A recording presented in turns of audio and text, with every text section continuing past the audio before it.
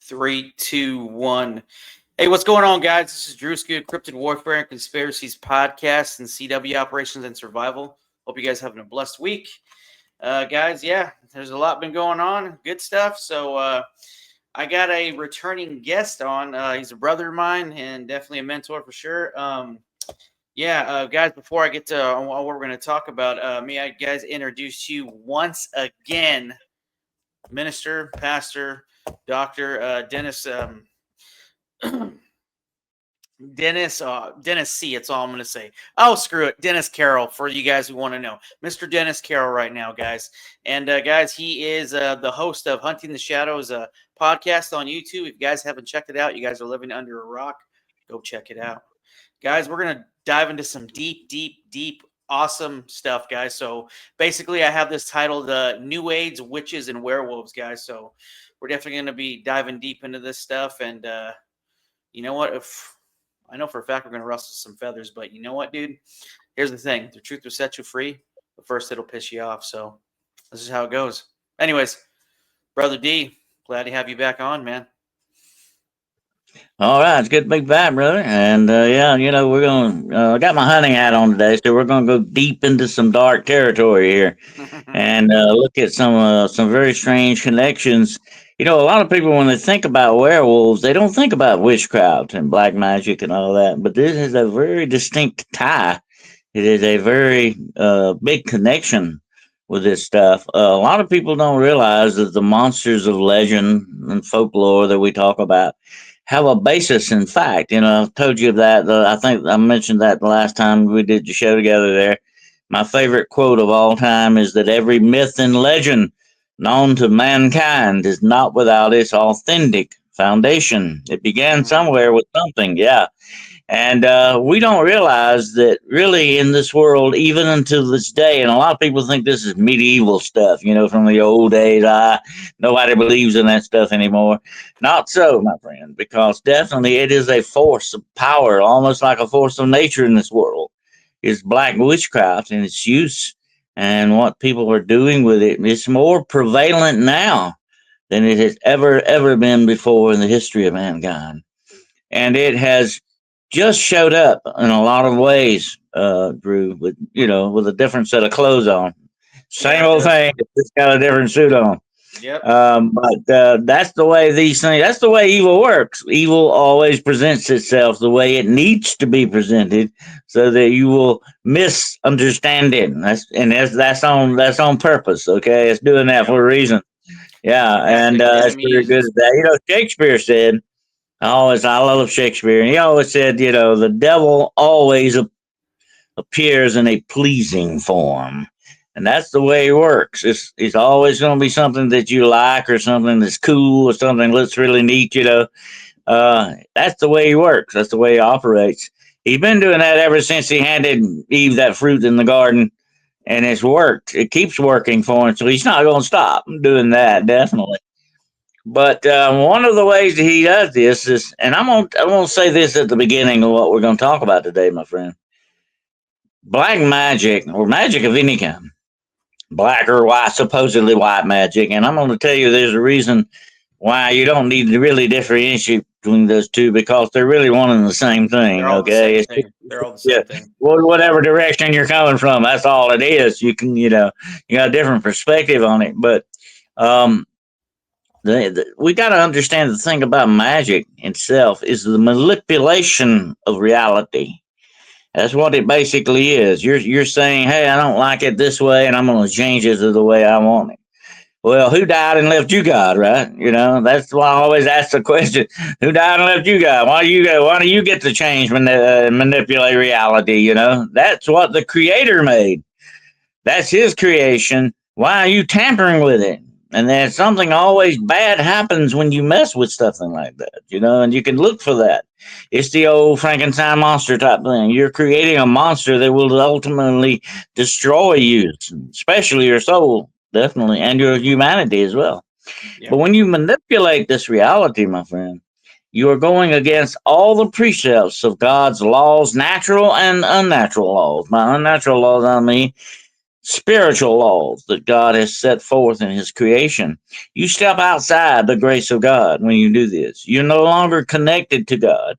You know what? I think it might have been Billy Graham or another preacher once said something about hell.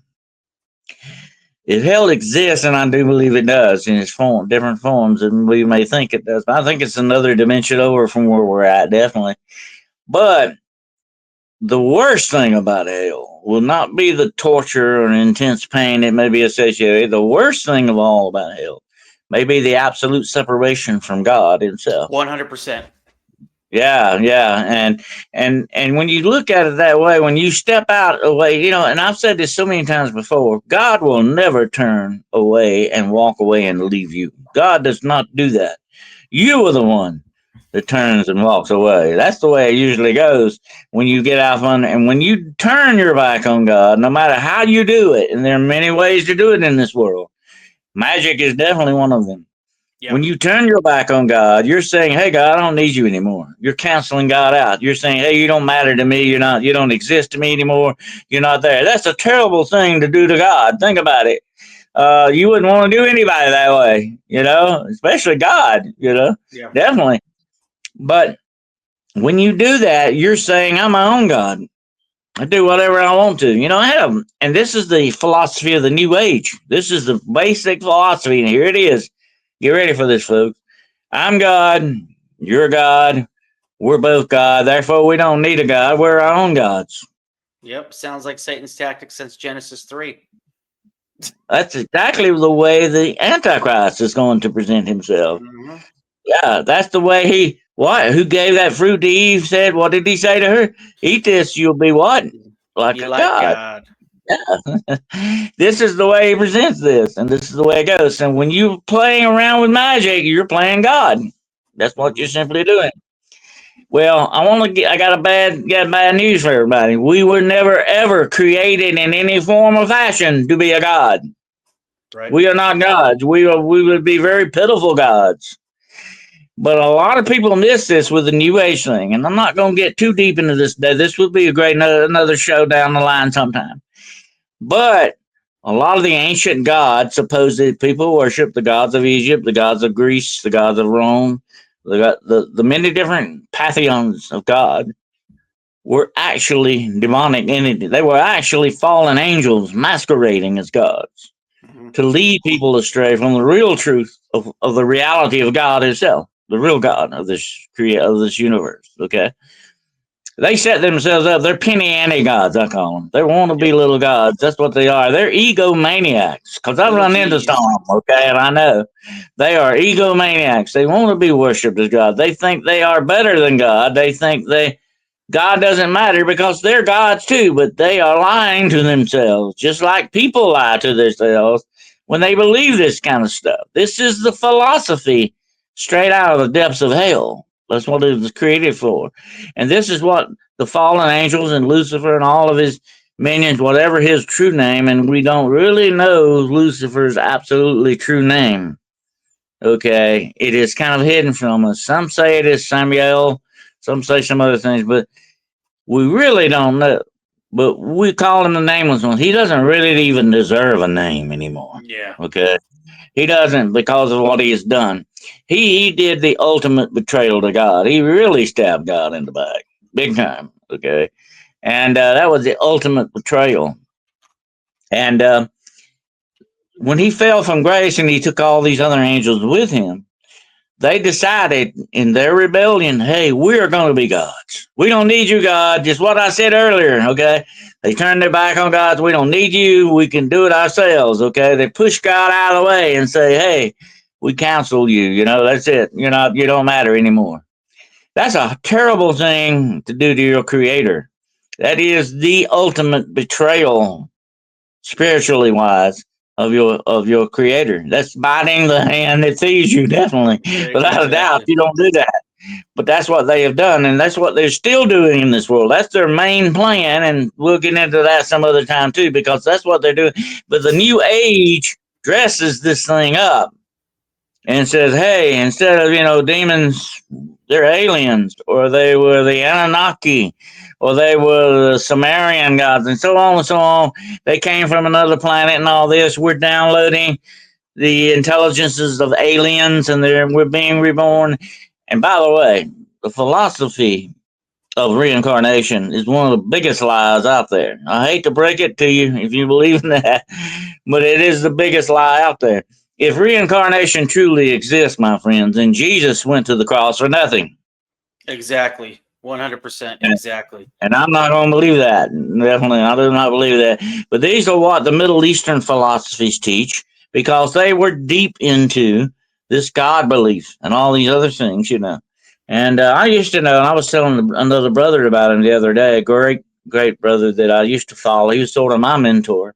Lester Sumrall, if you've ever heard of him, he's a very famous preacher. He was not just a preacher, he was a teacher. This man, I mean, when you 5 minutes with him, you come away knowing more than you could get in hours and hours of research. Okay, This guy was great, and they even put a price on his head, because he went overseas exposing this stuff. The Hindu and all this other stuff. They put I think a $30,000 price on his head, and said, kill him if he ever steps foot back in this country again. They didn't like it because he was fighting against the demons. He even had a case, and I won't get into this, but this is very interesting. We're going to be talking about this in a little while. He actually had a case where the demonic changed a little girl and turned her invisible. Wild stuff. I mean, this man was in the forefront of true spiritual warfare in this world. He was and unfortunately, he's no longer with us. Yeah, but if you ever get a chance to look up some of his books, they're on Amazon. Again? He also, I think, some of his old TV series is still on YouTube available. Lester Sumrall. I'll try to get you the spelling for that later. I'm not sure. I think it's Sumeral. I think Sumrall, like that. That's how it's pronounced, I think. But anyway, you check him out. You will love it, because this guy, he knew his stuff. This was a true man of God, and he was actually a true warrior. And my friend, that's what God requires of us, especially now in this day and age. We can't no longer sit on the benches of churches and say hallelujah and that's it. We have got to be warriors now. We've got to be. We've got to be true soldiers of the cross. If we don't, we're going to fail in what we're doing. We're going to fail God, not just ourselves, but we're going to fail our Creator as well. And that's never a good thing. But we get caught up in the religious aspect of things too much, and that's a man-made thing, and that's what we've got to really watch. We got to be very careful with that. I've often said in a lot of the lectures I've done, well, what's God's church card? He got a church card? Has he got a religious card? He can say, I'm a Baptist, or I'm a Lutheran, No, he don't. He don't have one. He doesn't deal with that. God does not have a religion. God has a what? Kingdom, and that's what I want to be a part of, the kingdom. And if you're a soldier of the cross, you are definitely in the kingdom, okay? And that's where you need to be, along with the angels and other good guys. But anyway, when magic is flying against the face of God, is just saying, God, we don't need you anymore, we'll do what we want to do. And science is doing this too. And science is nothing but another form of magic, okay? That's what it basically is. And when you look at the philosophy of these things, and I'm not just a doctor of metaphysics. I'm a doctor of philosophy, a doctor of divinity, and a doctor of theology. And having studied philosophy and all that, a lot of these philosophies are definitely rooted in the very depths of hell. Some of this stuff is. And it was put out there for the very purpose of misleading you and hiding the real truth in this world, which is Jesus Christ. They hate that. They fight against it. They want to cover it up. They want to keep you as far away from it as possible. And that's what this New Age stuff is all about. It's leading you down the left-hand path. You've often heard that talked about, the left-hand path. That is what witchcraft is. And it is described that way. And that comes from the Bible. There is, and I cannot remember exactly what, I think it was Leviticus, I'm not sure, where it says, take the right-hand path. and not the left-hand path, because the left-hand path leads to destruction. The right-hand path leads to God, and we should always be going to the right. I'm not talking politics here now, okay? But that's what he says. And if you go back and look at ancient heraldry, here's a really strange thing about it. On the shields of the warriors and knights, you had a bar sinister or you had a bar dexter. That is the bar that ran across the shield. The bar sinister went to the left, and the bar dexter went to the right. That was the good. And if you were a good knight, your shield had a bar dexter on it. That means you were aimed to the right. But if you were evil knight, you had the bar sinister. That was one of the symbols that they went by. And that comes from the Bible too. All of this comes definitely from the Word of God. And I'm gonna tell you something I'm really sick of hearing though nowadays. And some people throw this at me a lot of times. You don't really believe the Bible anymore. And, it's a book written by a bunch of old men, and it's got so many inaccuracies in it, and it's been translated so many times we don't even know what it says anymore. I said, well, I'm sick of hearing that because that is a excuse. Because you got to remember one very important thing when you talk about the Word of God, and your enemies are tearing it down every day. They're trying to destroy the Word of God for a purpose. Because the Word of God is a living thing. And it actually is personified in Jesus Christ, by the way. The Word was, God. The Word was with God. The Word became flesh and dwelt among men. The Word of God, the real true Word of God, you got to read it because the way it was written. It was spiritually written by the Holy Spirit through men. But it was spiritually written for you, and it therefore must be spiritually read with the Holy Spirit. Or you're not going to truly understand, you grasp it completely, Yeah. Don't let anybody change your thought on that, because that is what they're trying to do with a lot of these philosophies and New Age stuff and all this other thing. They're trying to say, we know better now. We understand more. It's that same old argument. We're smarter than the other generation used to be. That's the same old thing they pull out of the closet every time you turn around. But anyway, that's what you got to worry about with the New Age philosophies and all this other stuff, like the divine femininity, which is nothing but goddess worship. Yep. Have you ever heard of the name Sophia? Yeah. Sure you have. Well, yeah, because funny because that's my wife's name. Oh, okay. Well, that is the Queen of Heaven. Yep. She's the Queen of Heaven. Okay, she better be your queen. Okay? She's But the queen of the house. That's all I'm saying. Yeah. Well, she's the Queen of Heaven. Actually, Sophia is supposed to be the wife of God. Yes, I've heard of that. Yeah, I've heard of Yeah, that. you heard that. Yeah, and here's the weird thing about this. The reason I brought that up. You hear a lot of Catholic people saying, "Oh, they talk about Mary, the Queen of Heaven." When I say, "Who do you don't even know who you're talking about here." You're talking about another goddess other than Mary. You're talking about Sophia is supposed to be the wife of God, and God, by the way, folks, was never married. Okay, that's a bunch of bull that was made up by the Canaanites a long time ago.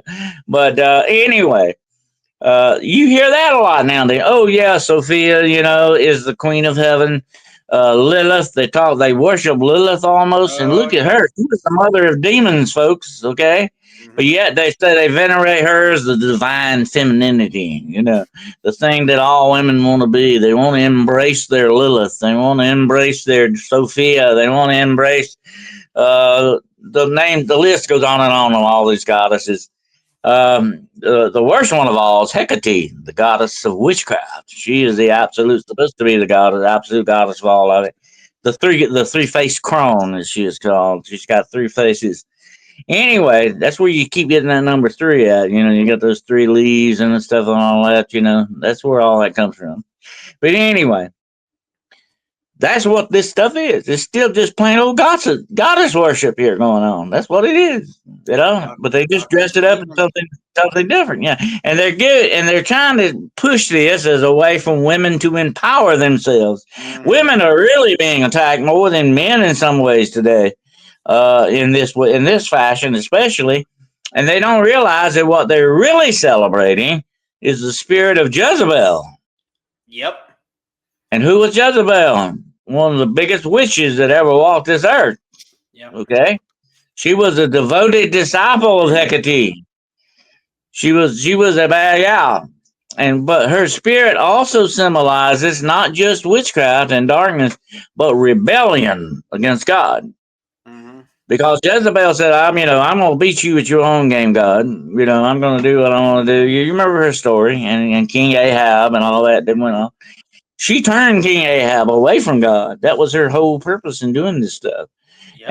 And she was rebelling against God, and that's what they are worshiping today. They're telling you can be, embrace your Jezebel, you know, embrace your dark side. They call this term, and I'm gonna get some people mad here, okay? They call this term shadow work. Well, let me tell you something about shadow work, okay? Shadow work, and you could use that term two ways. It could be fighting the darkness, or it can be embracing the darkness.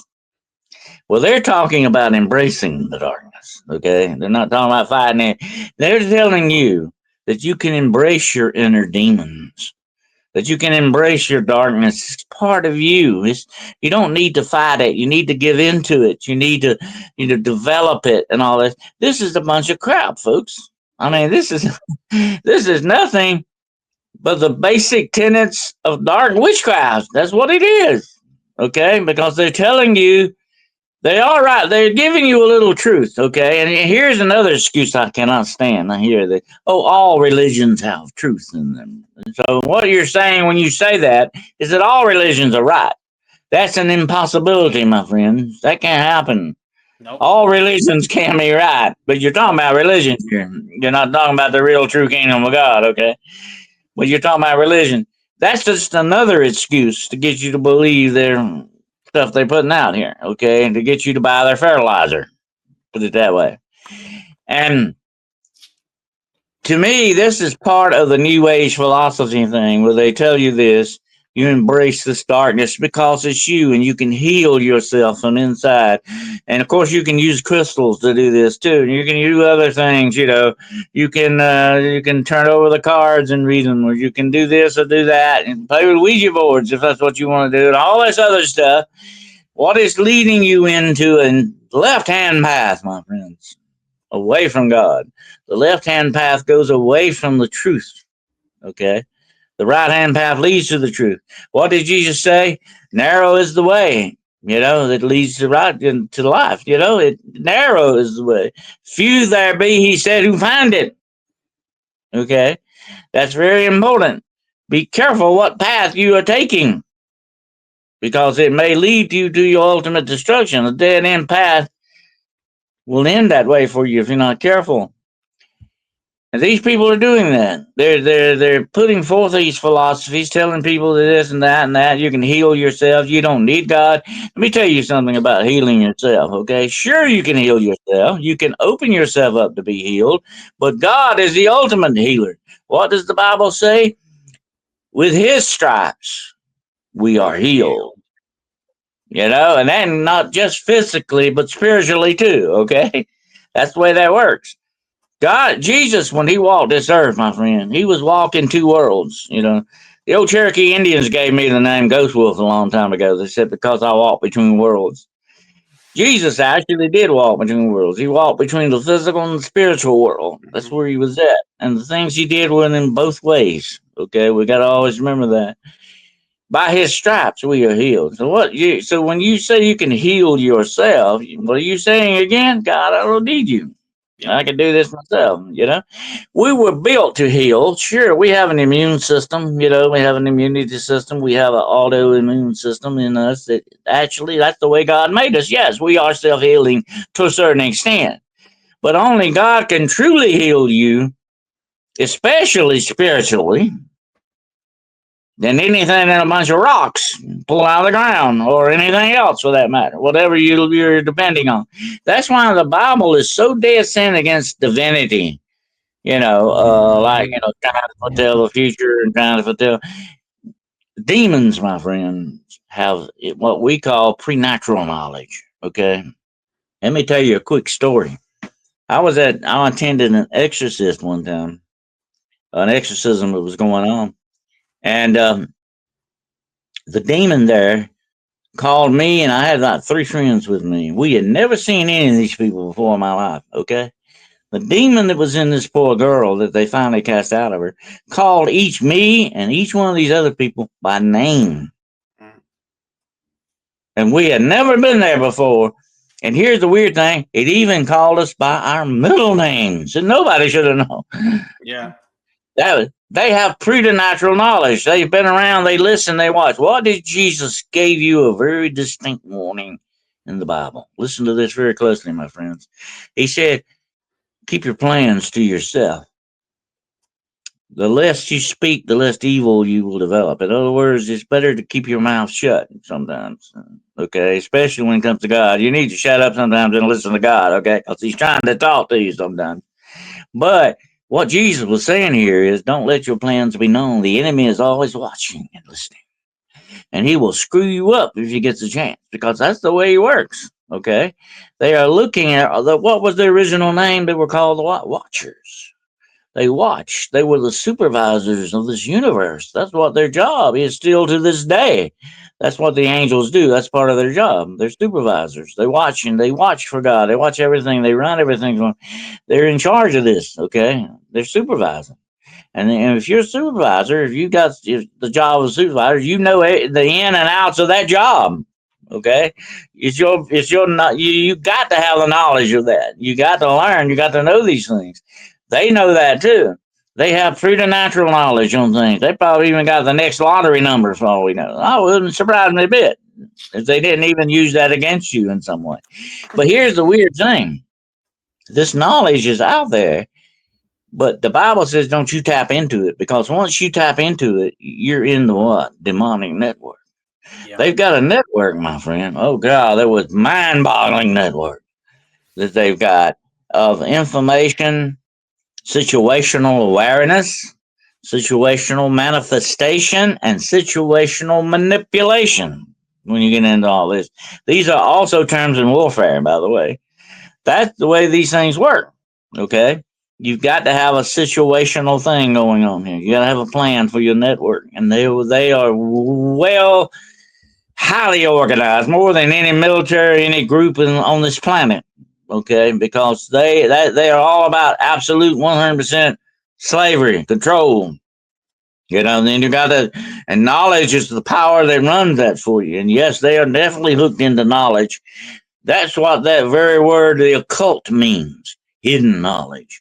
And they do hide their knowledge. God is never going to hide knowledge from you. God No. does not work that way. Okay. The good guys don't work in secrecy. They don't have to have spies and they don't have to keep secrets. Although God may not reveal everything to you for a purpose. He's not doing it to deceive you, which is what these guys are usually up to. When they hide their secrets and all this, and you hear about this full disclosure stuff all the time, they're never going to disclose that much to you because secrecy is their power. That's their power base.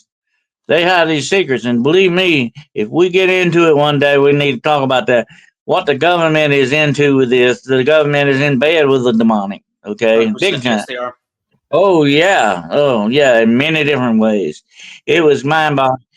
You know, when I was contacted years ago by the CIA, that was all they wanted to talk to me about demonology. That's what they contacted me about. They said we need, we hear you know a lot about demonology and all this. You talk to us about it. So there was one question after another. What do you do when you raise a demon? What do you do if you open the doors to them? And all these things. So I'm sitting there going, why do you need to know this? Mm-hmm. It's like they've already done something. Exactly right. And at the very end of this little interview, he offered me a job.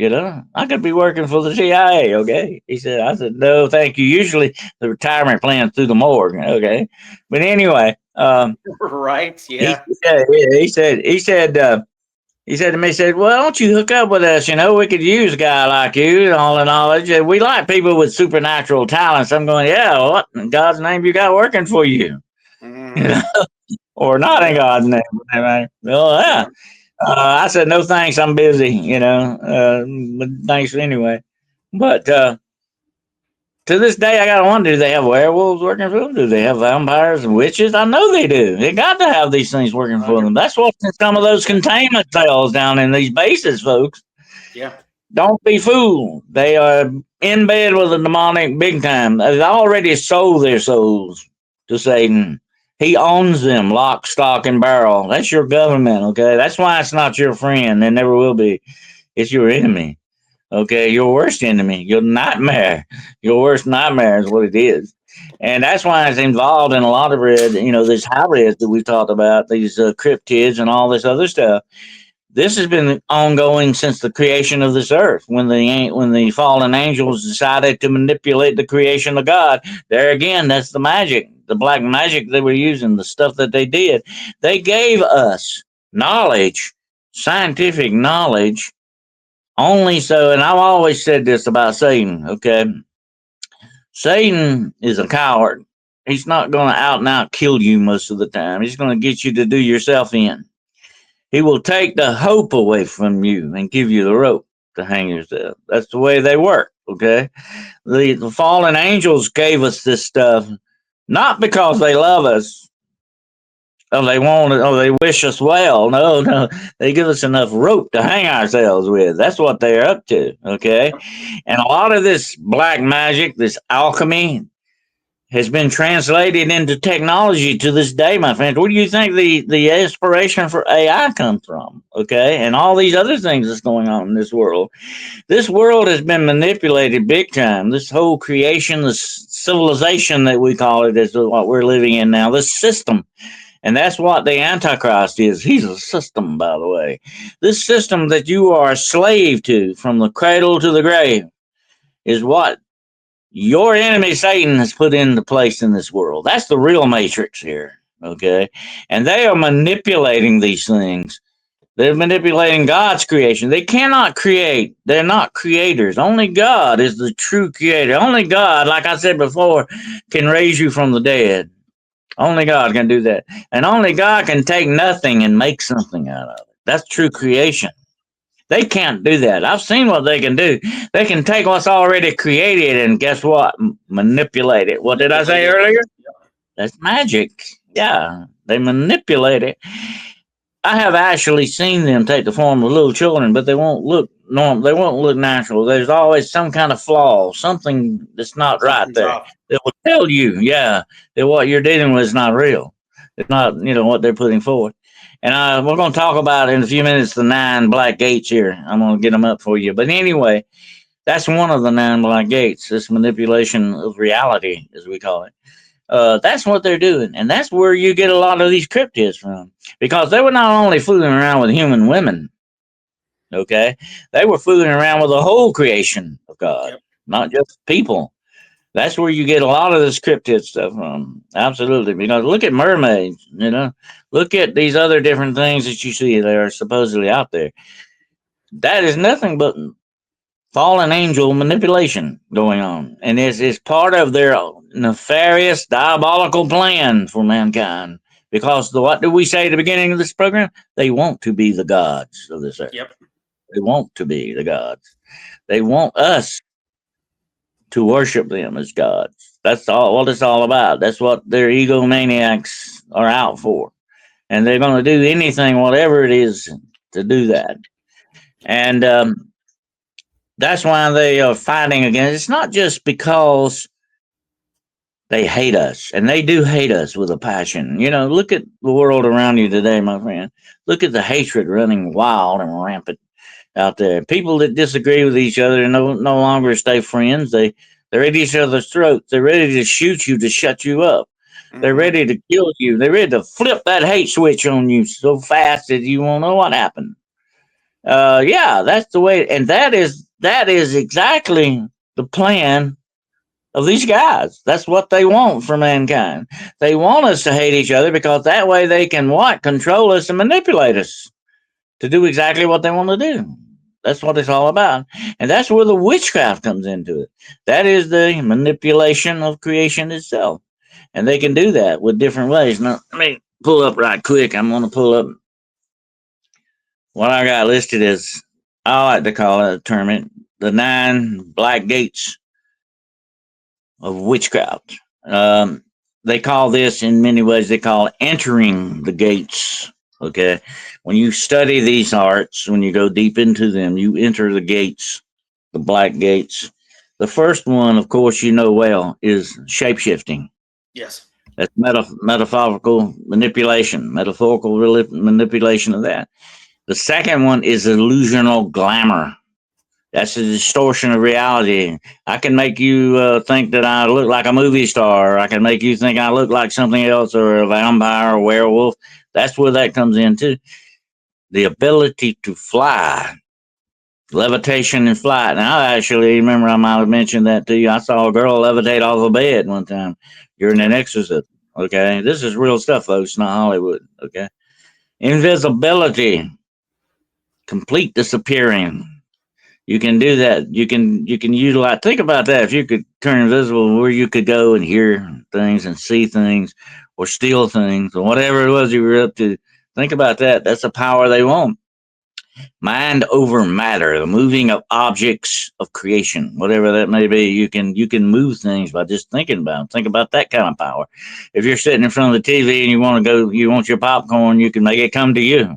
Okay, Mm-hmm. that's just the way this kind of stuff works. Okay, that's mind over matter. Manipulation of realities, changing situational circumstances. If I were a witch and I could come up, knock on your door tomorrow, and you come to the door and you say, "Hey, well, hey, Dennis, how you doing?" I'll talk to you a little bit, and then I could say in my mind, "You don't remember me ever being here." And Mm. when you shut that door, you won't remember me ever being there. I can do a lot of things that way to you. Yeah. Okay, think about it. That's power that they have.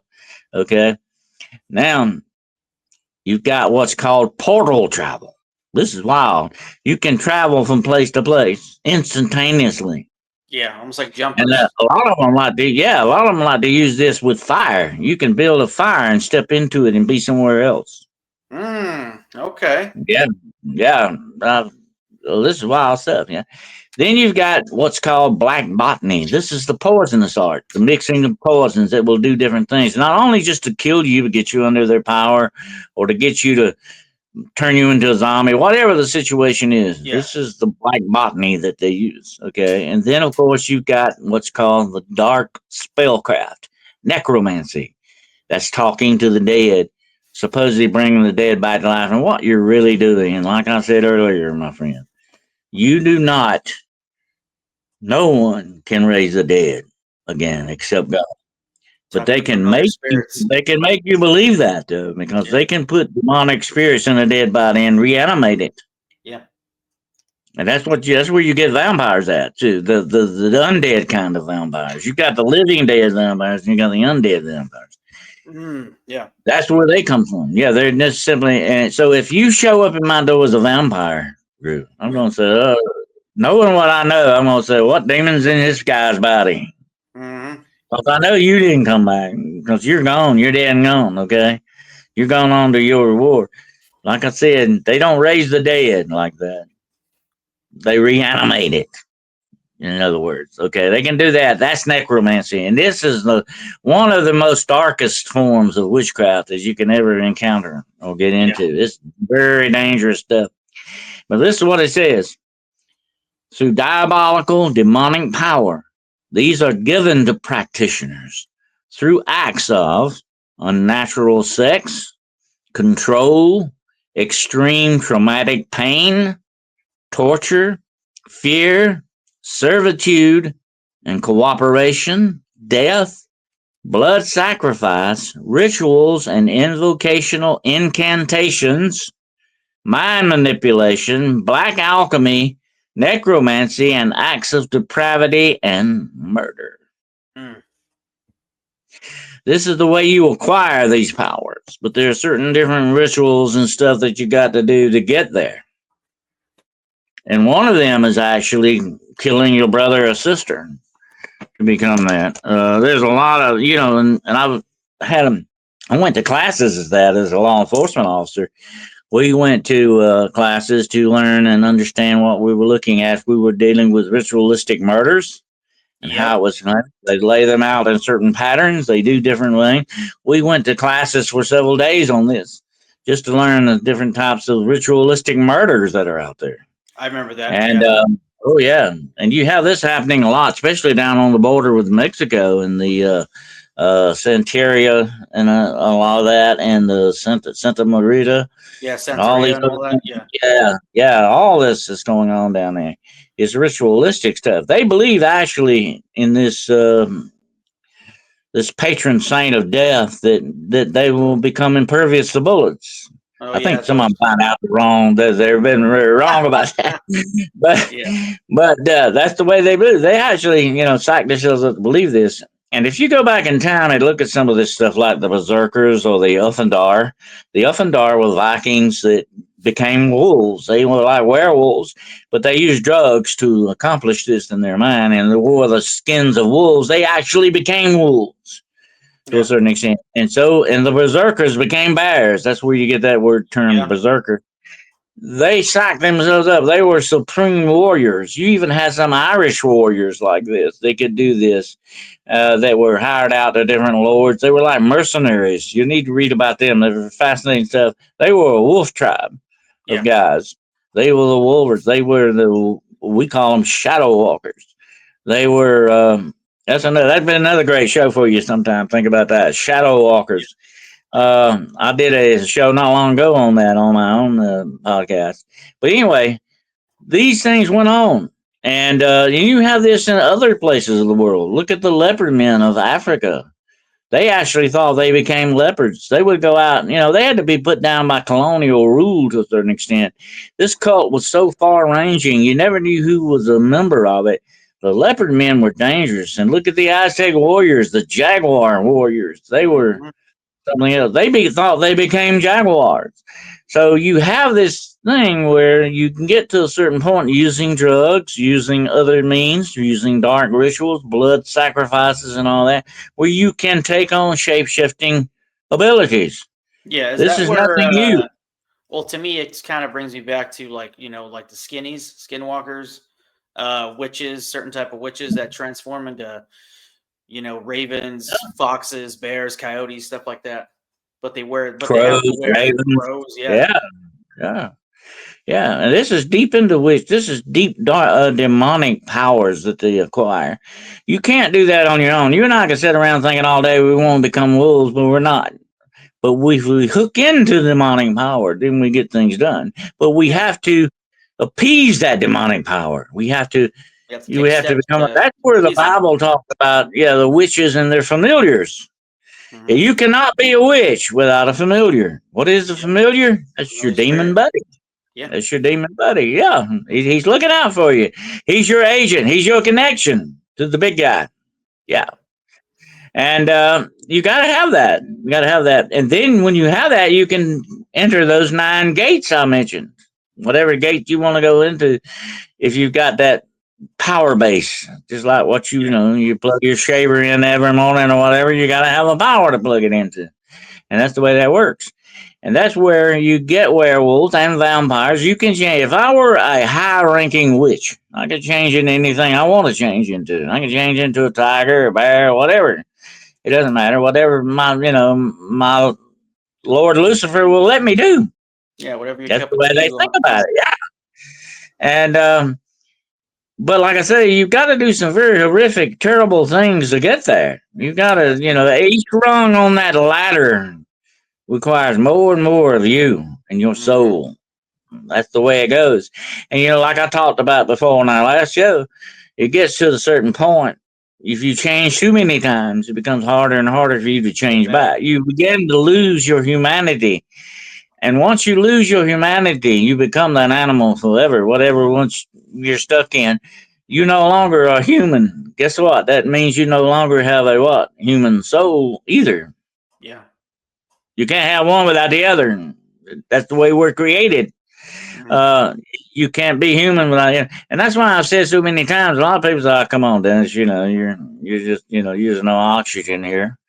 But this is true. A lot of things out there walking around, my friends, were once human, but they are no longer so. They are not human anymore.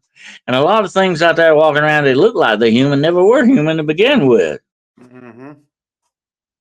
And that's what you got out there. But of course, you also can brush shoulders with angels as well. They're out there too. There's more of them out there than anybody else, by the way. And that's a good thought to think about, okay? Very There's a good lot thought. more of the good guys out there than there are the bad guys. But the main thing for us to do is to make sure we're on the right side with the good guys, okay? That's where you want to be. But that's what gets things done in this world, for good or bad, for dark or light.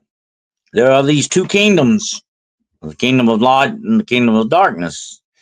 You're either in one or the other. There's no middle ground. Satan made that up, by the way. Lucifer made that middle ground thing up. That's not true. That's a lie. There is no in between. You're either one or the other. That's it. And but people lose sight of that, and that's what a lot of these so-called religious teachings, a lot of this cult stuff, and I say that without the O. I'm talking about the cults that push themselves out as religions or certain churches or whatever the situation is. You got to be very, very careful what you're doing. That's why the Bible warns you specifically what to test the spirits, whether they be of God or not. You know, you got to understand. And what is one of those tests? One of those main tests is if you got the Spirit of God in you, you're going to know what you're dealing with. Okay, and you know, remember I told you this before. When you go out cryptid hunting or whatever you're doing, you better go out with a pure heart. Yes. You better be right in the right place and know what you're going. Because you don't know what you're dealing with or how to deal with it, you're going to have a problem. Okay, Yep.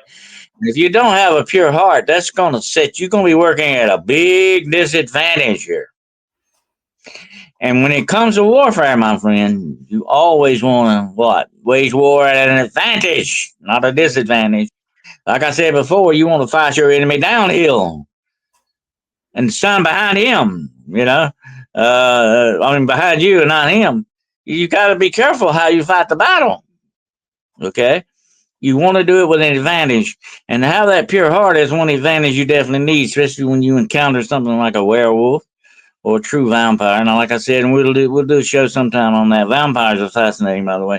Vampires, there are many different types of vampires, just like there are many different types of werewolves out there that you're dealing with. But the worst werewolf of all is the one that is brought forth from true, absolute demonic power. This is a raging, psychotic apex killer. This thing is a terrible thing. I mean, it is just a monster. That's all. How else can you say it? That's what it definitely is. It is a monster of supreme monstrosity Yeah. because this thing will tear you into pieces. That's like somebody asked me the other day if I walked up on a kill site and the body's laying there, mangled up pretty good. I'd say that's a possibility that was either, you know, a pack of wolves, dogs, or a dog man. That's the way dog man supposedly is. But if it's just very few pieces of the body left and you can tell it's been eaten, I would say that's a werewolf, Yeah. without a doubt. That's the way they operate because they are full blown apex killers. They will stop at nothing. And this what makes them very good assassins. A lot of these different covens that are out there, my friend. You've got werewolf covens, you've got vampire covens, you've got satanic covens, you've got witchcraft covens. The list goes on and on. They're different covens. They most of the time they get along because they're all working for the same boss. Okay, but sometimes they have wars. Sometimes they have little disputes, and they will send assassins after each other. And one of their main assassins is a werewolf because he gets the job done. No doubt about it. And that's why I said before there are very few werewolf sightings because nobody usually lives to tell about Yeah. them. You don't usually walk away from a werewolf. If you do, your creator is definitely looking out for you. Yeah. Absolutely. Yeah.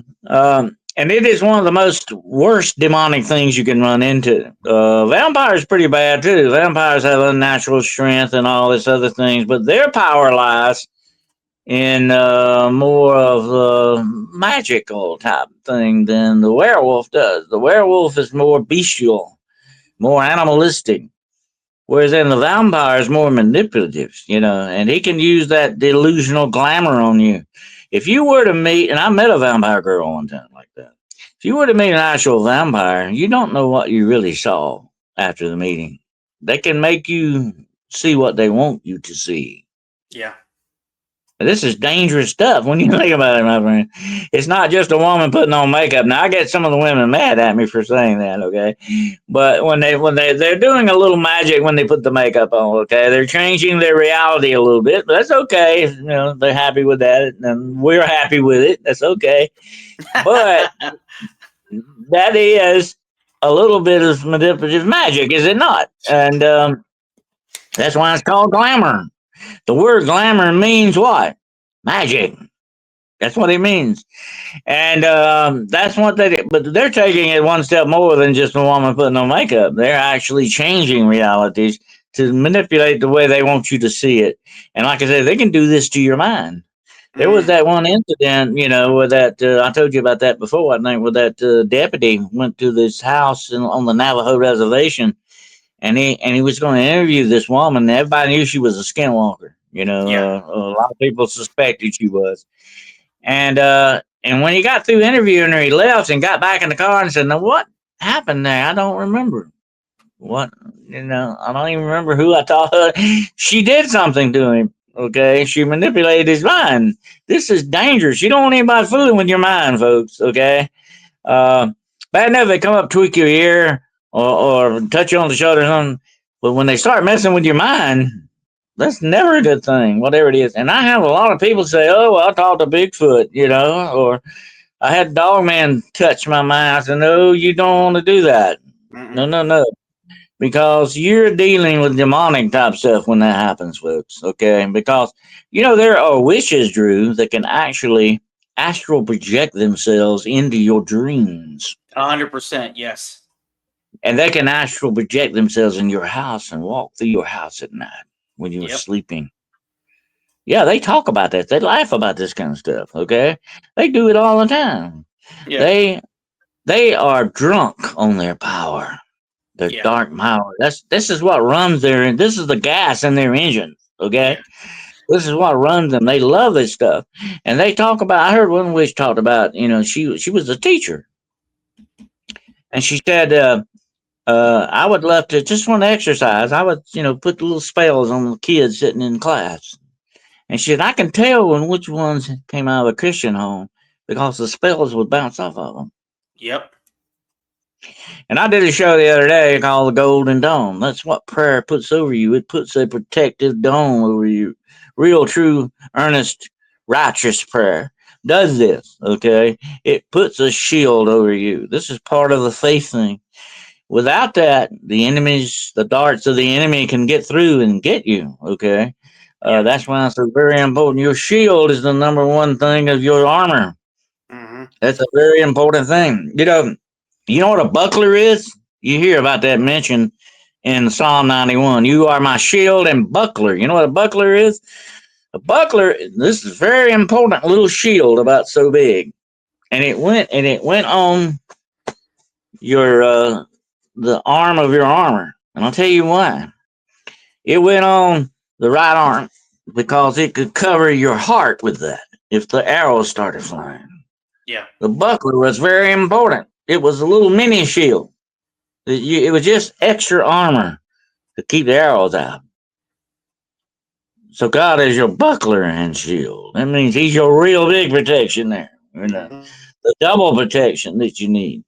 And that's what a buckler does. Um, Study the pieces of armor. They tell you a story.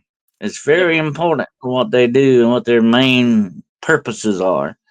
Um, the knights, like I said before, they were supposed to be true men of God. They were dedicated to God. When you became a knight, you gave yourself to God 100%. You spent one night alone in the church with your armor and dedicated yourself, your whole life to God. That's what true knights were. There were some guys that were bad guys. Okay. There were some that went, lost their way, definitely, because you're dealing with men and they're never perfect. But that's what they were through. If you were a knight of the church, you were 100% dedicated to God as a true soldier of God, a true knight of the temple. Yeah. Um, that's the way that went. They were supposed to uphold the tenets of God. And of course, their number one rule was to do good to all. and wrong no one. That was their main tenet. But they're also number one thing they always mentioned in the very beginning was in the service of God. Yep. It's almost like a saying: love God, love people. You know. Mm-hmm. Yeah, yeah, that was it. In the service of God, we will do right good to all and wrong no one. So you had to love everybody the same. You had to serve everybody. You were a servant and Mm-hmm. not a, you're not a leader in that. But anyway, that's what they did, and that's how they dedicated themselves. And that's why they were sort of the policemen back then. Yeah. If you had a problem, you went to the knight and talked to him about it. And he was supposedly being a man of God would help you. You know. But some of them, of course, sold out for money and all that other stuff. And you know the history of the Knights Templars and all that. Yeah. But anyway, uh, that is a very important thing. You got to remember that's what you're dealing with. And Aleister Crowley, I know you know that name. Yep. Let's Crowley. Yeah. Aleister Crowley had a little thing he used to do. He said, "I used to love to walk behind people, and using my spells, I would trip them up, make them trip." And he talked about this now. This is how mean this man was. He said, "One day I tripped this little old woman with a cane up. And he just laughed and snickered about that. Said, I think I heard her hip snap when she fell." This was the kind of guy that liked that kind of stuff. See, they love that power. Mm-hmm. They get high on it. They may feel like little, small, inconsequential little people. They get this power. It goes to their heads. Yep. It turns them. If I were to give you, Drew, tomorrow $1 million, you will not be the same man that you were before Yeah. if you let that money get to you. Okay, and that's why the Bible so distinctly warns you: the love of money Yep. is the root of all All evil. evil. Yeah, the love of it. Yeah, it's not the money. Money is in an object. That's why these foolish people, when somebody gets murdered, they always blame the gun. The gun's got nothing to do with it. It's The the gun is an heart. inanimate object. It doesn't have a brain. That's what my grandfather called me years ago. He was a big hunter. He said, always remember two things: bullets and guns do not have brains, but you do. Mm-hmm. You know, and that's what you got to remember with that. But they blame the wrong thing. Let me tell you a quick story about that, and we'll move on. There was a story one time about a village on a mountain, and they had a bad problem. They had a cliff, and people kept falling off the cliff and getting killed, falling down into the valley below and dying. So the town had a meeting one day and said, "We got to do something about this. We're losing people. They're Yeah. all going off the cliff and dying down there." So half of the town voted for an ambulance down in the valley to pick the people up, and the other half of the town voted for a fence around that cliff. Okay. And so it said finally people with reason won the argument. They put the fence up around the cliff because although no matter how much you may feel you're helping people when you pick them up down in the valley, it's much better to keep them from falling off the cliff. And Right. that's the way we need to look at the world, definitely. It's much better when we can prevent it than after the fact that it happens. Yeah. Yeah. Right. Be proactive instead of reactive. Yeah. But when they go in deep into these things, and I'm gonna turn a little dark on you here, okay? There are certain rituals they do with these things, especially in dark witchcraft and all that. The covens of the werewolves, the covens of vampires, they have different things. The covens of witches have one thing called the red hunt. What I'm about to tell you is a very horrific thing, and this is real. This is nothing made up, okay? This is Yeah. not fiction. Well, they actually would take small children and dress them in red and set them loose in the forest and hunt them Mm-hmm. one by one. And they would catch them, of course, they would sexually molest them, torture them, and then kill them and drink their blood and consume their flesh. This is called the red hunt. And some of the Satanists who were too old to hunt these little kids now would do it on the inside of the houses in a game called Red and Hide and Seek. Mm-hmm. Red Hide and Seek. They would hunt Is them that? down and run to do this. Yeah, this was part of the sacrificial I rite. wonder. It makes me wonder if that's where you get like the Red Shoe Club in Hollywood. That's part of it. Yeah, and there's also another one called the Red Wedding, which is even more horrific. That's where they will take usually a small young girl, Mm, and of course they will all take turns raping her on mm, the altar, and then they will, torture her, whatever they mm. decide to do, whatever their little ritual is, and then they will, of course, cut her throat, drink her blood, and then Yep. consume her flesh.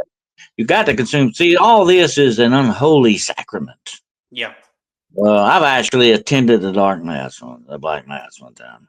Yeah. And I'll have to tell you about that sometime. But it was not a good experience, definitely. I could have lost my life if they'd found out that I was there, because I was Yeah. not supposed to be there. I was snuck in on it. But anyway, I wanted to see what was going on, and of course I left before the actual sacrifices began. I had to, because they would all get naked after that and do Yeah. what they do. But anyway, I won't get into that today. I'll tell you about it sometime. But anyway, um, the whole thing is, when they do these rituals, they obtain power. See, Yeah. they obtain demonic power. They're doing murder. That's ritualistic murder. It is. There's nothing more traumatic than murder or death. Okay, I mean that's it. And that, of course, was the very one of the very first sins was murder with Cain and Abel. Hmm. That's a very distinct connection. Because you remember, God said, ask, Cain, where's your brother? Yeah. God knew where he was. He Okay, did. yeah, it was, God knew. And he says, "Oh, am I my brother's keeper? Brother's I don't keeper. know where he's at." And God said, "What have you done? His The blood blood of cries your out to me. brother cries out to me from the ground." And he said, "Because you have shed blood from this time forward, blood will be required of you."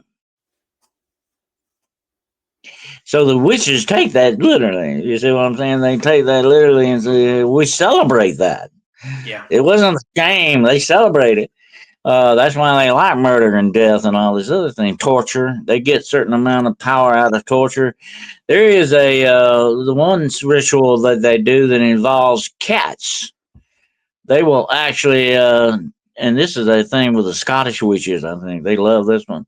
And it is, I can't think of the name of it. It's got a name. It's ritual. Anyway, they will take cats and spit them alive. That means they put a spit in them and roast them alive over a fire. Mm, And these cats are screaming, and it's terrible to think about. yeah. Screaming and dying in pain. And the more cats they put on the spit, the more they do this, the more and more that supposedly demons will appear to them and give them whatever they want. How much you want? Power, money, or whatever. They supposed to. The more pain and trauma they cause, the more the darkness loves it, and the more connection you have with the darkness. Don't you see?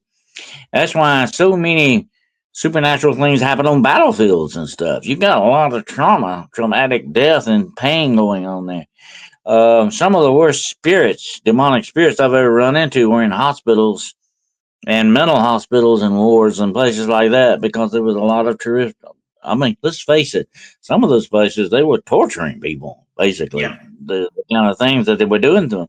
So definitely. Oh, yeah. The demonic is always attracted to places like that, where there's death and dying, pain and torture, and all these other things going on. That's why, I've had a lot of people come to me over the years. Oh, let's go out in the cemetery and find some ghosts. I said, you're not going to find ghosts out there. You're going to Hmm. find demons. That's where they hang out Exactly. at. Okay? They hang out in places of the dead and trauma and all that stuff. But then you got the ritual, the werewolves thing. I'm going to touch on that. It is called the, um, the you got the vampires and you got the werewolves. Now the vampires have what's called the banquet of blood, and the werewolves have the feast of the wolves, and they're both done kind of basically the same thing. But what it is, they will have a meeting of the 12. This is the coven. There's always 12, and Satan makes number 13. Okay. And he's always got a table set at seat at the head of the table, Yeah. and he supposedly shows up, or his Yeah. spirit or some spirit Yeah. will show up.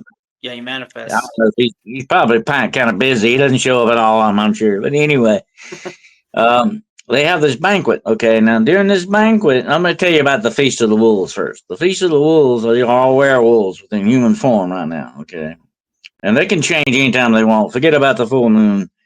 Their power is demonic. They can do it in broad daylight. Okay, they don't need that, but they're more powerful than cycles of the moon. The fuller the moon, the more power they have, supposedly. Anyway, here's the seating arrangement. You got them seated werewolves, 6 on this side, 6 on that side. Each one of them has a candlestick, the lit candle. Usually, of course, a black candle. And of course, there's one at the head of the table for Satan. And next to each werewolf will stand a child.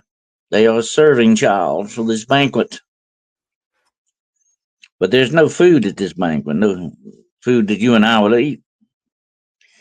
And during the rituals and all those things that happen at the end of this at the end of this dinner, each werewolf will extinguish the candle. He's got a child standing next to him now. Don't forget that. At his right hand. It will extinguish the candle on his left. And he will turn into a wolf and devour that child. They'll all do that at one time. This is the feast of wolves. They kill them and eat them alive. Yeah. The vampires do the same thing, but of course they're taking blood. These are undead vampires. These are demonically reanimated bodies that are doing this. But they can also do it with living vampires too, by the way, can do this. But they will do it. The human teeth they're not, forget Hollywood here for a minute, okay? Human teeth, they don't bite you that way. They cut you and suck the blood out of you, whatever part. And mainly, they do it around the thighs or the underbelly, not the neck, unless they can go over your artery. Okay, that's where they will go. They won't cut your throat. They just cut the artery. See what I'm saying?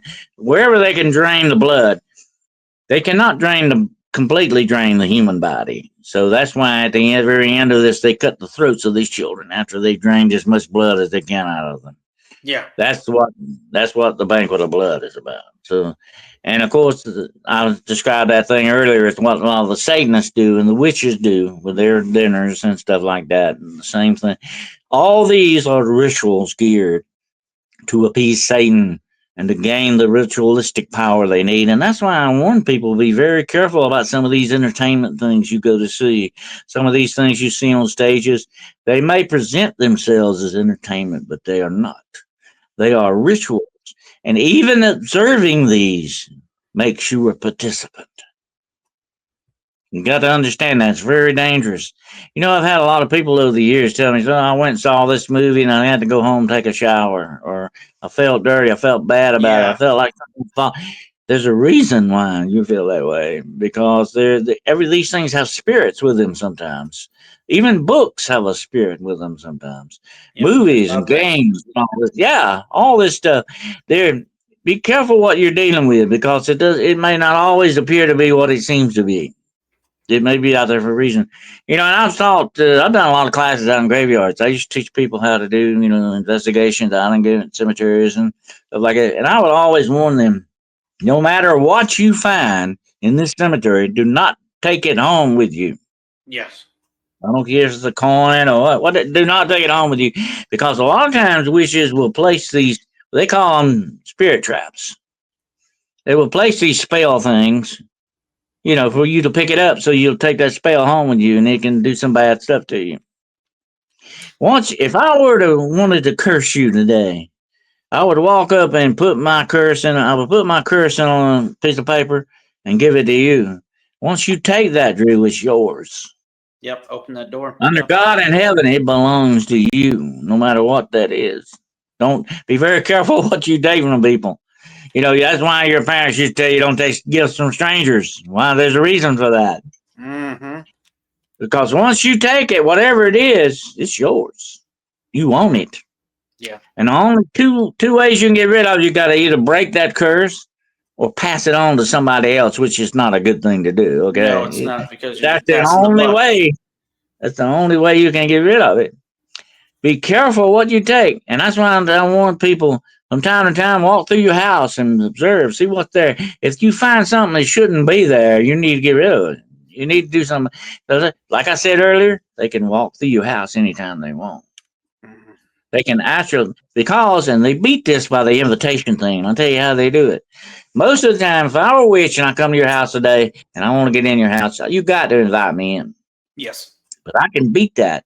if I'm not a what? Body and I'm just a spiritual astral projection, I can beat that by coming in your house. See what I'm saying? I get around the laws. I get around the spiritual law there that says you got to be invited. That's one way you can get around it. And they can leave things there in your house or do things. And they don't even have, they can just take something in your house and place it in a certain pattern. Like, take 4 books and turn them certain ways. They can do these things. Be careful, be very observant what's in your house and how people approach you with things. Be very careful what you eat that somebody gives you. They put a lot of spells in food. Oh, yeah. It's a well known fact that a lot of female witches use menstrual blood in food as spells, like love spells and stuff on men. Yeah, I heard about that. Yeah, I've actually heard about that. Yeah, So be very careful who you trust, my friend. Be very yeah, careful who you're dealing with, even touching you. And I've talked about this before. I did a whole show on it not long ago. God gave you personal space for a reason. Did you know that? Even animals have a personal space. hmm They feel threatened if you get in that. So you do too. You ever wonder about that? Why is that? God fixed you that way because it is another kind of buffer, a bumper for you yeah, to keep bad things away from you. And if somebody invades that territory, it better be somebody you can really love and trust yeah, because there are bad people out there, and all they got to do is touch you to make your life a living hell. yep. And can transfer whatever they got onto you. Exactly right. They can transfer it or they can get it from you. Either way. Yeah, take it You ever away. Yeah, meet anybody after you get through talking to them, you just drain? drained. Yeah, Those are like energy vampires, we call them. Yeah, they do that. That's how they go around feeding off of people like that. It gives yeah. them more power. Yeah. Don't let them touch you. Don't let them invade your personal space. I shook hands one time. I want to tell you a quick story on this. This opened my eyes. You live and learn. Hopefully, you live long enough to learn. Okay, but I shook hands one time. That guy, I worked at a hospital. I worked at a hospital for about 30 years, and I met this guy one time. It's from Raytheon. You've heard of that, Raytheon. It's a military contractor. And what he was doing in the hospital, I don't know. But anyway, they introduced me to this guy. And they said, hey, this is so-and-so who works at Raytheon. And I just shook his hand. And I felt something. The moment I took his hand, I had 2 men shaking hands. And I looked down, and that was not a human hand I was holding. It was, and the only way I can describe it, it was scaly looking. It looked reptilian like. Reptilian. Yeah, And it had like black claws and not fingernails. Okay. And I'm going, and it was dry, like. And it had like, you ever pick a snake up? That's what it felt like. You ever hold a snake? You know what I'm talking about. That's what it felt like. And I looked, and it startled me. I said, what? I looked up at the guy, and the guy looked at me. He said, it's just like, don't, who you see that? yeah, And he stretched his hand and walked off real quick and left. And I'm sitting there, what did I just see here? Maybe the glamour fell or something there, and I got a glimpse for a moment of what that guy really was. He wasn't human. yeah. I The Holy guarantee you that. Spirit gave you discernment to see what he Mm. really was. Yeah, and I had bad dreams after that night. I mean, it affected me badly. I mean, I had bad dreams for a couple of weeks after that. It was like bruising my spirit. That's the only way I can say it. It was like a bruise to my spirit. And I learned a lesson from that. Hey, be careful who you touch and who you let in that personal space. It's there for a reason. And we've got to understand that's the way our Creator made us. And that's why I tell a lot of people if you feel that something is not right in your gut, go with that because God made you that way too. He put that in just like we had. And I know you've experienced this many times, my friend. You be out in the woods and you know something's watching you. You know something's there. You get the back, the hairs on the back of the neck. That is something God made into all of us. Okay, that is part of a jungle survival thing that's built into us. Pay attention to that. A lot of people say, that's just me. No, no, no. You better pay attention to that because something's trying to tell you that you need what the old folks used to call it, your hackles rising. Okay, that means there's something definitely going on in your vicinity. You better watch out. That's just like, and I've been out in the woods a lot of times. used to live in the woods all the time. I could smell a snake before I'd ever see him. Yeah. Must have, yeah. You ever had that experience? You could smell him almost, Yeah. and before you see him, and it's got a different smell, and it's very much like. And I told somebody this, you know, it's like the smell of a burning human body. It's something you never forget. You'll never forget it. Once Yep. you down there, yeah, you never forget it. And you need to pay attention to those things because that's the way God has made you for a purpose. And we need to hook up with those things because the world is a whole lot more of a dangerous place than people truly really realize. And I've said this before, and I'm not trying to be dramatic here. Leave the drama for your mama. I'm not trying to be dramatic, but let me say this: if you only knew what I know, you'd never really sleep good again. I don't. Because there's a lot of darkness out there, and the things it does to us, it preys upon us. It hates us, but don't ever forget this, my friend. As much as it hates us, it hates God even more. And we're just in the way because it's really after God. That's what their number one goal is. And their number one thing is we're just in the way. And for another purpose, we're sort of like something that God loves, and that's why they do hate us so much. Yeah. Absolutely. Yeah. And we got to always bear that in mind because these things hate us and our enemies for this very purpose alone. They will do whatever it takes. And like these people with these witchcraft powers and all these other things they're doing this to acquire the power, and they don't care whose life they take to do it. They don't care. You are less than human to them. They're very much like serial killers I have met. When you look into their eyes, there's nothing human looking back. You know what I mean? I've seen that. I've seen that. It'll put chills on you, but I've seen it. And when you run into the inhuman, you know without a doubt behind human evil, and by gosh, we're bad enough, okay? Human evil is bad enough by itself. But there's something else beyond that, the shadow behind human evil that's even worse. And it's hooking up with that. And that's why I warned at the beginning of this program about all this new age stuff and all this witchcraft and all this stuff. What it's doing is connecting up with that darkness that's already in you. We are made. That's the sinful nature of man. That darkness is what we are. It's in us. It's there. It's the Jekyll and Hyde thing. It's there. But if we, and God enables us through the auspices, definitely of the Holy Spirit, to keep that thing under control, to keep it down where it needs to be until one day we won't have to worry about that anymore. That's going to be a wonderful day when that comes. But until then, we need control over that dark side of us. That darkness is in us. We don't need to make it stronger. We don't need to. We don't need to pamper to it. We need to fight it. We need to keep it down because once that animal's turned loose, and like I said this before, anybody inside of anybody, there's a murderer waiting. You turn him loose under the right circumstances, yeah, they can do. People will do horrific things, terrible things. Um, we got to control that, and that's what the Holy Spirit does. It gives you self control. It helps you to keep that animal down, to keep that darkness down. But what the darkness of the inhuman darkness of this world is always seeking to do is to hook up with that darkness in you, and it empowers it. It's just like getting a shot of adrenaline. Yeah. To it. It empowers it, makes it stronger. And that's why, and I like what you said, I think, on one of your devotionals, you said you can't go too far into the darkness. You can't come back. You got to be very careful about that. And I have been, trust me, I've been there and I know you can go too dark and you go past the point of return, no return. You got to be very careful with that because that's what darkness wants to do. It wants to draw you in. It wants to get that connection going, just pull you in on that rope I talked about earlier that you're going to eventually hang yourself on. Mm-hmm. But that's what it's pulling you in on. And if you hook up to it, that's what it will do to you.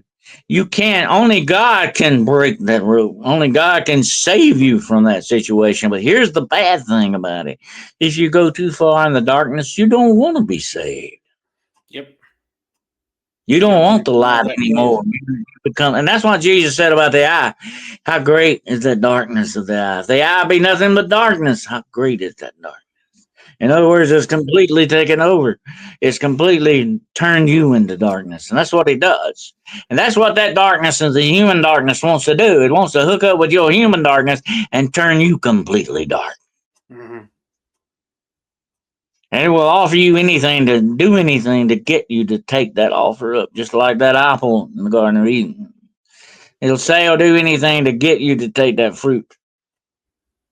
And that's what we must always guard ourselves again and be very careful with in dealing with the world around us because it's out there. And then we've got a neon target flashing on our backs, put there by that darkness. And it knows that we can be as it. And that's why I say, and I tell people so many times in many different ways, one thing we need to always remember evil, darkness, whatever name you want to give it, it wants you to keep you as a victim. It wants to keep you pushed down and under control and as a victim. It wants to victimize you because of one thing and one thing only. It simply fears you as a warrior. And that's why it's so important to be a warrior of God.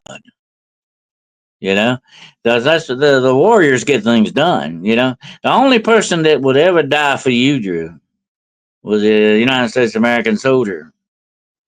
It said, and Jesus. Mm-hmm. Those are the only two people that would ever put their life on that. That is the ultimate love, okay? To lay down one's life for another. That's what Jesus said.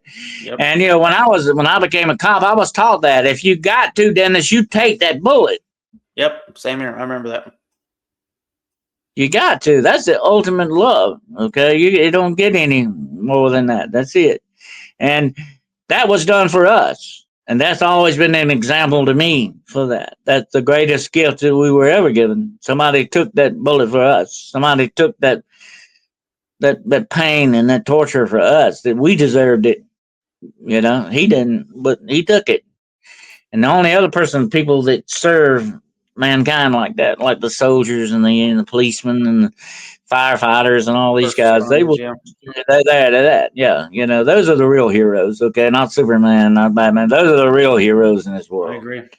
And but yeah, we got to remember that, and we got to be always on guard against this darkness because it's ever waiting for us and wants to make us a victim. You know, I told this to a woman not long ago. If you walk through the Walmart parking lot, we get bag held up like this, scared to death, shaking, looking around. Oh boy, they're gonna zero in on you, but you're a prime target, number one. But if you walk through there looking them in the eye, like, come on, I dare you to do something, you know, they're gonna probably leave you alone most of the time, you know. They That's walk the the way you talk gotta then. do it. And evil respects that too, folks. Okay, evil respects that. Now that's the way you got to deal with it. Be strong. Be Know strong your in the Lord, authority. though. You cannot do it alone. Yep. You cannot do it alone. You got to have God on your back. Okay. And they used to be, oh man, what do you say? You know, you can be on God's side, but just make sure God's on your side. Right. That's what counts. Yeah. Hmm. Words of wisdom, my friend. Words of wisdom. This is good, brother.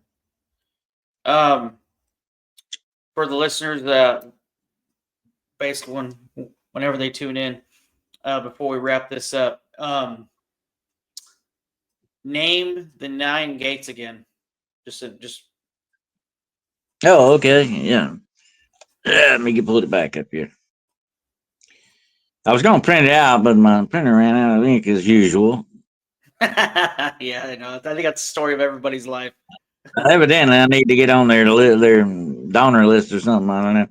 Okay, get my readers on here.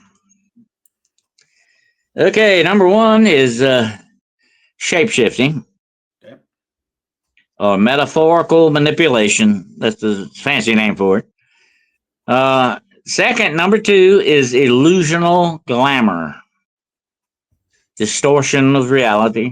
Mm-hmm. Number three is the ability to fly, levitation and flight, by the way. And by the way, you don't need a broom to do that either. That's the old thing about that. Actually, I'll tell you right quick how they do. They would use the fat of an unbaptized baby in their formula, the ointment that they would rub on their thighs, supposedly, and they would rub it on the broom. And I won't get into detail on this, but it was part of what they would say would go into their sexual Mm, areas with, and that was what enabled them to fly. I suppose it wasn't the broom. Actually, they could have done that with a stick or anything else, but that's the old witches thing there. But anyway, okay, and the next one up, number 4, is invisibility, complete disappearing. Now they can. There's different levels of that. You can be very opaque, or you can see through you, or you can be completely invisible. There's different levels on that. Number 5 up. I think number 5. Yeah, is mind over matter, moving objects, whatever moving stuff around. yeah, telekinesis. Number 6 is the manipulation of realities. That is changing situational circumstances. Like I told you before, Yeah. you go into somebody's mind and make them forget or whatever. Number 7 is portal travel, the spiritual doorways. You can go from point A to point B. This is called porting. They call it porting. You can port through a doorway. You can port through a fire. Supposedly, they're the only supreme witches can do it through a fire. They actually step into a fire, but there's got to be another fire at the other end Gotcha. for them to come out of. Yeah. So if they wanted to appear and they knew you were sitting by the fireplace, they would step in their fire and be in your place. Yeah, there you go. Okay, the next one up, number 8, black botany, the poisonous arts. The art of mixing poisons and stuff like that. And last, number 9, is dark spellcraft, necromancy. And of course, Necromancy. that is like, yeah, a lot of times they will use dead bodies in rituals for different things. Um, a lot of times that can be for getting supposedly information from the dead. So what they can do is read. Supposedly, in some cases of necromancy, you can actually speak to the. It's got to be like 2 or 3 days after death. After so many days, the body, the spirit is not around the body. In other words, and they're supposed to be able to ask. Like if you were to come to me and example, say, Dennis, I need to know something from this guy. He died yesterday. Can you find out? Well, and I can ask him a question for you. And I can, contact his spirit. So this is a spiritual mediumistic type thing. So it is medium, like a lot of people, like the Witch of Endor. Remember Yeah. that? Yeah. Um, So, what's so interesting about that? Well, a lot of preachers get that wrong. Say, it was a demon that appeared. No, no, no. That was really Samuel that showed up. That was, yeah. if you go back and read that very closely, God did that, not the witch. The Yep. witch passed out because you wasn't expecting that. Uh, Yeah, I remember that. Yeah. but what did Samuel say to Saul? And he told him the truth. Where I am today, so shall you be tomorrow. Yep. And the next day, Saul killed himself, fell on his own sword and killed himself. That was true, though. He didn't tell a lie. A lying spirits come from the devil. That was the spirit. That was the real Samuel. It Okay, was. that God brought him back for that very purpose. Like I said, God can do that. We can't. But the witch didn't. The witch was going to do some mumble jumble and get money, or whatever, and didn't expect the real guy to show up. That's why he passed out. But anyway, but that's necromancy. That's good. Dealing with the dead. Yeah, supposedly. That's bad, dark stuff. Supposedly. Very, very bad. Yeah. Mm. All right. Well, we're about wrapping it up. Dennis, this has been great, man. Definitely. Well, Yeah, I'm we gonna. did. To tell you the truth, the sad part of all this, we've just barely scratched the surface on Barely this. On scratch the this, surface for it sure. definitely is a lot deeper than people realize, and then how the way it affects our lives and our world around us, more and more increasing. And here's something I want to let everybody ponder before we end today. I've been doing a lot of reading here lately on the Book of Revelation. We need to get into that one day, my friend. You and I would do a good job with Yes, that. sir. Anyway, I've been reading a lot on the and it after the bowls and the trumpets and all this and the bad things happened, it kept going back and saying something, and still they would not repent. Mm-hmm. It talks about of their what? Did you read it? Of their sorceries. Mm. That's what it keeps bringing that up. Sorceries. What's it talking about here? But here's one thing we got to remember about that. What is another form of name for sorcery and witchcraft? Technology, science. Where did all of this begin? Alchemy and all of this change. It began as what? Science. Yep, the 7 sacred sciences. Yeah. Yeah. So the real magic in this world of mankind is not just it's part of the ritual stuff and all that, but the real magic is what you and I are using right now, technology. Mm. And when you put them both together, it's what I call, and we'll have to talk about that one day, dark science. Oh Yep. yeah, it's in our future, big time. We're going to deal with that further on down the line, definitely. Well, I've already written down a couple of next shows, like the Shadow Walkers, Vampires, and Dark Science, and Revelation. All right, sounds good. I Right think on, we'll Brother have D. some interesting discussions on that. For sure, man. Well, Doctor D, I totally appreciate you, man. Like I said, I'd love to have you on again. We'll try to get you on at least once a month, if not like every other week, so we can just keep just rocking through this, and maybe It's one of fine. these days, maybe one of these I'm days I always can get a available for little. you, brother. I'm always available for you. All right. Maybe one of these days, I was actually trying to sweet talk Kenny to come on too, but he's like, "Oh man, it's too early in the morning for me." Yeah, but but yeah. yeah, yeah. But other than that, where can people find you if they need to talk to you? Where can they find your YouTube channel? All that stuff. Plug all your information in for the listeners.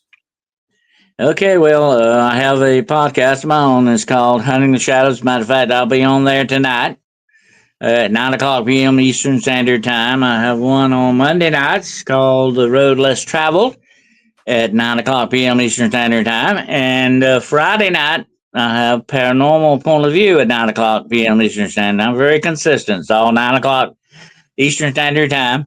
And my books are available. I have several books available.